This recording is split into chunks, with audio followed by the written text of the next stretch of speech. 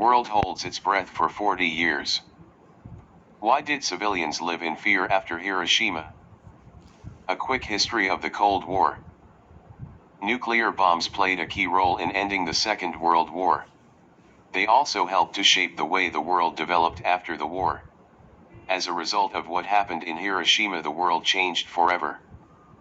During the Second World War, the Allies, Britain, the Soviet Union and the United States, had helped each other in the common cause of defeating Nazi Germany, but after the war they soon began to fall out.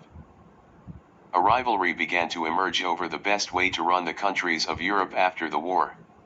The Soviet Union operated a strictly controlled communist system of politics and economics, and the other allies were capitalists. Their attitudes were deeply divided. Russia believed that in the very long term all people should be equal within a country and should own an equal share of all that country's wealth. This is communism, and it will lead to rich people losing wealth and property to the poor.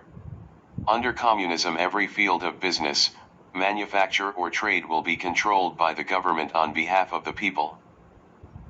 This division formed the basis of a conflict known as the Cold War, a conflict that brought the world close to nuclear destruction on several occasions between 1945 and 1989. By 1949, the Soviet Union had developed its own nuclear weapons. During the next 40 years, both sides developed nuclear forces capable of destroying the whole planet. In 1952, the USA tested the first hydrogen bomb, destroying the Pacific island of Ilujlab. The new bomb released 1,000 times more destructive energy than the atomic bomb. The Soviet Union developed its own H-bomb in 1953. In 1957, the Soviet Union launched the first satellite into orbit, Sputnik 1, which meant that intercontinental rockets could be developed that brought the whole world within range of a nuclear attack. Over time, other countries developed their own nuclear weapons, raising public fears of nuclear annihilation and placing a heavy burden on many economies. USA believed that all people should be free to own businesses and make money for themselves. Only by this natural process of people competing against each other can technology truly advance and money be made. This technological advance and created wealth will, in the long term, improve the lives of everybody in Europe and the world. A divided world. After the 1945 Potsdam Agreement between the Allies, Europe became divided. Many countries in the East came under the indirect control of the Soviet Union and were pushed into adopting a communist system of government. Countries in Western Europe became heavily influenced by the USA and tried to rebuild under a capitalist, free market system. In other parts of the world, the US and the Soviet Union tried to increase their influence. 1948 to 1949. Crisis won the Berlin blockade. Under the 1945 Potsdam Agreement between the Allies, Germany was divided into 4 zones of occupation: Soviet, American, British and French. The capital city Berlin was also divided into 4 national sectors despite being situated deep in the Soviet zone of Germany. The USA, Britain, and France began moves to join their zones together. The Soviet Union responded by blockading West Berlin, controlled by American, French and British forces. In order to cut off food and energy supplies to the city, Stalin surrounded its western half. In response, America stationed B-29 long-range bombers in Britain, and in the event of the war, planned to drop atomic bombs on the Soviet Union. The Soviets had no nuclear weapons at that time. Some US generals recommended the use of force to open supply lines. President Truman rejected this option and supplies were flown in by air. The people received food, and Stalin reopened supply lines in May 1949. But Berlin remained divided between East and West. Crisis to Korea 1950-1953. Korea had been divided into a communist North and a capitalist South war. After a dispute of the end of the Second World about elections across the whole country, the North, backed by Soviet money and advice, invaded the South. During 3 years of bitter fighting, the South, backed by direct UN help, principally supplied by the US Army, succeeded in preventing the invasion and the border settled down close to its original position.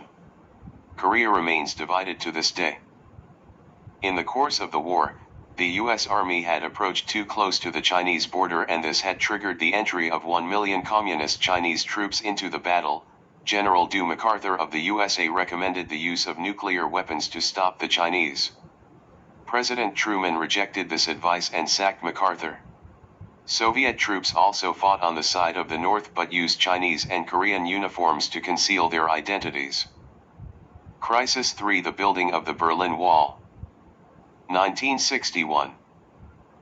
By 1961, the existence of capitalist West Berlin deep in communist East Germany had become both an embarrassment and a real problem for the Soviet Union. By night, any person was allowed into any part of Berlin at any time. Many skilled East Germans, attracted by higher wages, used this right to emigrate to the West. Khrushchev, the leader of the Soviet Union, threatened war unless West Berlin was given up, but the USA refused to back down. On the night of 12-13 August 1961, a ring of barbed wire and guards sealed off West Berlin from East Berlin. No citizen of the East was permitted to cross. In the first few days the barrier was weak, but gradually wire became concrete and the wall evolved into a sophisticated, almost impenetrable, barrier. The USA protested but was secretly glad that Khrushchev had found a peaceful solution to the crisis. US tanks were brought up to the sealed border to insist that US and British soldiers could still cross to the east, and for a short time found themselves confronted by Soviet tanks. Both sides agreed to back off 10 meters at a time and the wall stayed. Tension between the superpowers had been reduced, but the Berliners faced a divided city next 20 years. 1962 Crisis for Cuba. In 1960 the USA had positioned nuclear missiles in Turkey. These were a direct threat to the Soviet Union, but as no communist countries existed in the western half of the globe, it was not possible for the Soviet Union to threaten the USA in the same way. In 1961 the situation changed. Cuba, a country only 30 miles from the USA, became communist. Threatened by invasion from the United States, Cuba agreed to host Soviet missiles. Washington was in range of these missiles. Base construction in Cuba was almost complete, and some nuclear missiles had actually arrived before the USA realized what was happening. In October 1962 the world held its breath as the USA demanded that the missiles be removed. US generals were advising an attack on Cuba, and we now know that, had this happened, the Soviet forces had orders to reply with nuclear weapons. Instead, President Kennedy placed warships around Cuba and promised to search any ship approaching the island. War seemed likely as Soviet ships carrying missiles for the Cuban bases approached the US Navy. The situation grew even more tense when a US spy plane was shot down over Cuba and its pilot killed. But Kennedy would not give the order for war and stuck to the blockade. At the last moment, on the orders of Khrushchev, the Soviet ships stopped and war was averted. Talks then took place and a deal was reached. The Soviet Union agreed to remove the missiles from Cuba in return for a US promise never to invade that country. Cuba remains communist to this day. The US also agreed to remove its missiles from Turkey but insisted that this part of the deal was never made public. 1965 to 1975 Crisis 5 Vietnam. From the 1950s, South Vietnam faced a major communist-led revolt. The rebels, known as the Viet Cong, were supported by the communist North Vietnamese government. The United States were worried by the so-called domino theory that communist victory in Vietnam would quickly lead to communists gaining control of other parts of Southeast Asia.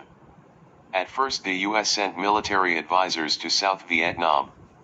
From March 1, 1965 they sent combat troops. After 1965, the USA committed more and more troops to try to control the Viet Cong, but it proved impossible to fight them successfully. Bombing raids on North Vietnam came very close to the end, made the USA very unpopular. The Viet Cong received training and supplies from both the Soviet Union and China, but this time those countries did not fight directly against the USA.